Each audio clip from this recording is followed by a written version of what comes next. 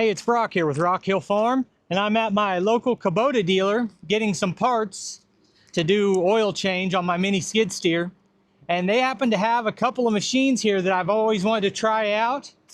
And I just talked to the manager. He said I can actually use the machine and pick up some rock. So we're gonna do it. This is a machine that I've seen online and had a lot of interest in, but I've never got the opportunity to use one because there's not a dealer, to my knowledge, anywhere near me. So pretty cool opportunity. Now what we're talking about is a mini skid steer. And while we're here, we might as well take a quick look at the Kubotas, and maybe he'll let me test one of these out while I'm here too. These are SCL V1000 or SCL 1000. I've stood on these and looked at them, but I've never got to actually use one. They've got a nice control pattern, comfortable buttons, like the ergonomics of it are nice, which you would expect from Kubota. And the machine I'm talking about is a Cormidi. Jake from Dude Ranch DIY has ran one of these a lot. Looks like this model number is C1200. And he told me that this is one of the nicest mini skid steer machines on the market. It has its weight plates right here. When on my machine, on my mini skid, the weight plates are back here, and people were complaining that they needed to be back here. So they're a little further forward than you would want. Interesting, they've got tie down points there on the tracks. Got a mean little tooth bucket. As far as the size of the machine, it's definitely bigger than my Baumolite, longer. And for lift capacity, usually these machines can lift a lot more than they can actually carry. Like, sometimes you might be able to lift 2,000 pounds with the hydraulics, but there's not enough weight on the back to carry that 2,000 pounds. And that's because they're small machines. So with a mini skid steer, you've always got a trade-off. Should we make it longer so that it has more counterbalance and it can carry more weight? But then you're losing one of the advantages of the machine, which is the ability to get in tight spaces. So let's fire this thing up and give it a shot.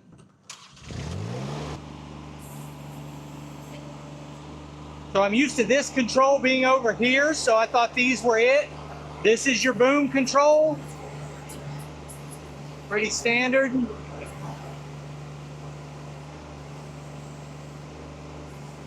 Seems like you can do two functions at a time. Let's talk about this. It's a little bit different than a joystick that you turn with a twisting motion, which is the same thing that Kubota has. Now, my thoughts on it is I like it. This is a little awkward hand position for a 360 turn, but it works. Now they've actually got piles of rock and dirt back here that I get to move. Before I run this, let's talk in general terms here. A lot of you guys don't like these mini skid steers. You think they're impractical and they're toys. I will say some of the name brands are a little overpriced to me, but man, I'm on my mini skid steer every day. The tractor's setting here, the mini skid's setting here today. I want to move a few things. I grab the mini skid. It's more convenient. Now my channel is always going to be focused on tractors. I love tractors. You're not going to brush hog a field or bale your hay with this. It doesn't replace a tractor really for most of us. But these machines are incredible. What they can do and the tight footprint, the ability to go in and like clean out stalls if you have animals, do firewood work inside of a covered building, stuff like that I actually do.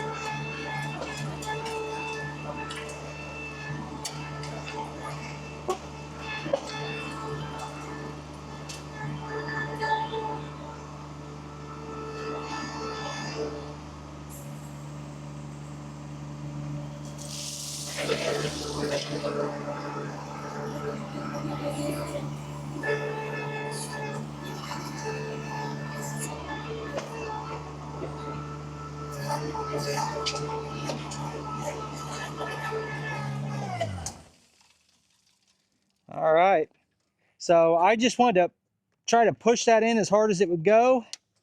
And there's an anti-stall thing on this.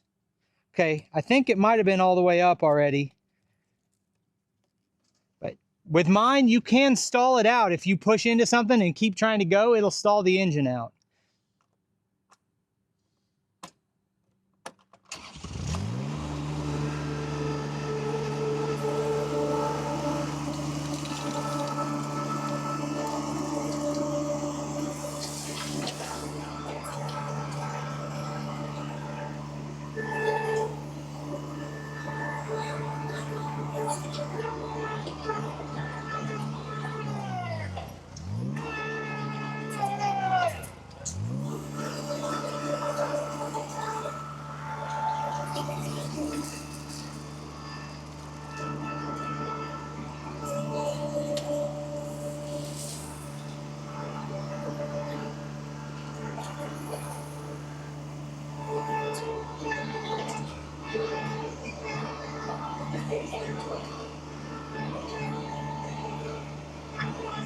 So I need to make a couple of corrections about things I've already said that were incorrect. This is a brand new machine that retails for $37,000, and Kubota of Joplin is a dealer for these. I don't know how many Kubota dealerships sell these, but if they're wrapped under the Kubota umbrella, that's a real positive for the brand if you can get these machines at these dealerships.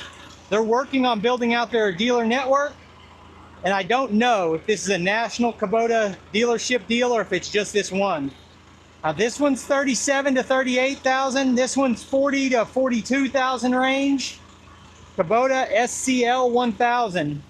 You talked about the difference here. This machine is longer. It's going to lift more weight, and because it's longer, it will be a little more stable. This machine might have a little bit better ergonomics on the controls.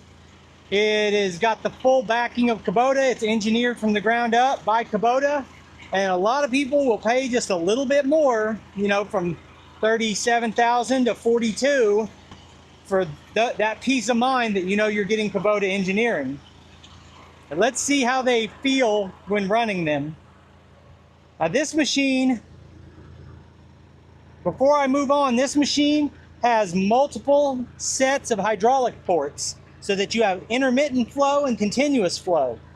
I really think that that's a great feature to have, because using a grapple on a continuous flow circuit sucks. I can tell you that from experience. That's why you've got 3 levers here, because you have multiple control options.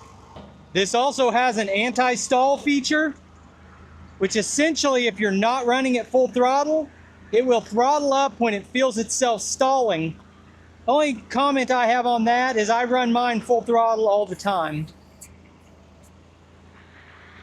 You've got a big analog gauge here, and like light switches, and there's your throttle. I don't know what the CMF is. Might be a parking brake is what it looks like. That is, I would say that's a really nice machine. Let's try out the Kubota. All right, so the action used to steer the Kubota will be very similar in that you're twisting. Let's get a little throttle here. A twisting motion turns the machine. Forward is forward, back is back. I'll tell you in a minute if I think this single twist lever is better than the 2 levers. This, I think, is definitely in a better place. And you only have 1 set of hydraulic ports, but my understanding is that this is intermittent flow, like open grapple. That would mean that this is like open grapple. This one is closed grapple. That's convenient. And then this is your continuous flow. I believe that's the case. Now this also has a digital control system, little computer screen here that's going to provide you with a lot more information, and it's going to have its advantages. Now some people prefer analog, some people like this, but I definitely see that you're getting more information here, and there's a whole menu screen you can go through.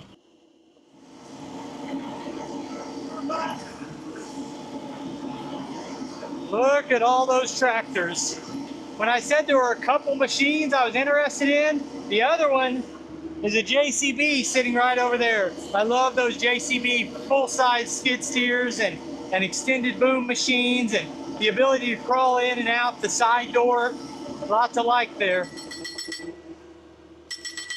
They got a Bobcat machine over there driving in or busting concrete or driving a post, I think.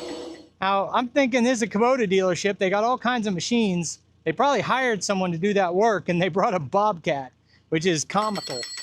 But it reminds me of something that this sales manager just was talking to me about. And not only is Kubota #1 in the US, they're #1 in the world in mini excavator sales, and they're #1 in the US in compact tractor sales.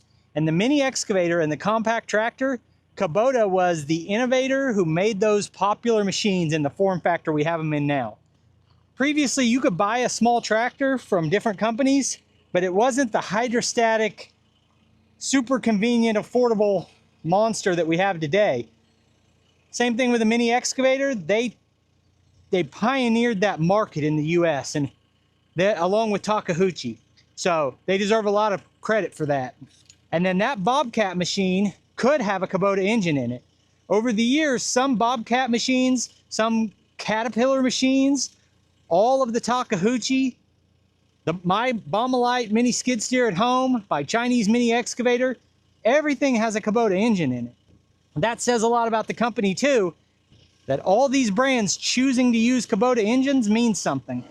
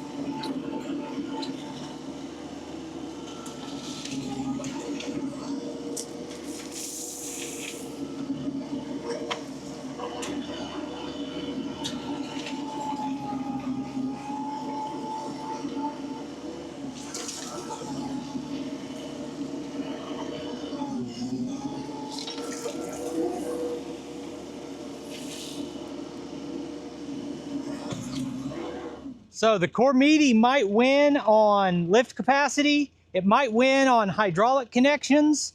There are things that might be better about it, but the most impressive thing I've seen today is that that machine was able to power through that pile when there was more behind it. It just kept pushing. This thing really has power to push and move a pile. It's awesome. The controls are similar. I would say overall, I prefer the Kubota controls with the buttons instead of levers for the third function.